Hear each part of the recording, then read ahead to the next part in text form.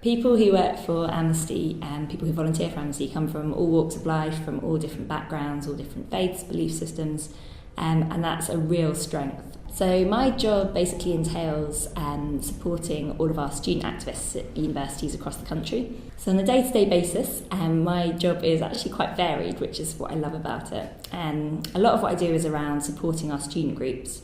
So I might have a series of meetings with our campaigners to plan how we're going to get students involved in a particular campaign.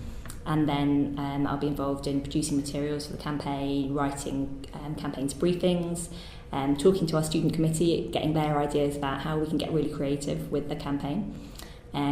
Also involved in planning a lot of big events. So we have a kind of series of annual events. We have a national student conference. We do an annual media summit joint with the NUS. Big events like that.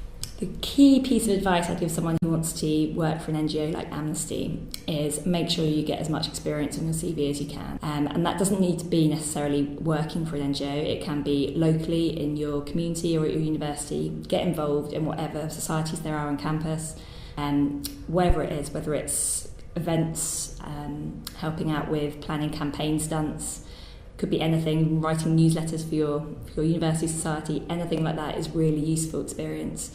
And the key thing that we're looking for when we're taking people on is having practical skills that can transfer to the workplace. It's really quite daunting, I think, to try and get into the NGO field. A lot of places, the best way to get in is by starting to do an unpaid internship, which can seem like quite a big barrier. But I'd say what you really need to do is start before you leave university. Make sure you get active on campus, make sure you're involved in university societies, in kind of campaigning groups, lobby groups, things like that. Young people can have more of an influence sometimes than older people, and you've got a voice, make sure you use it.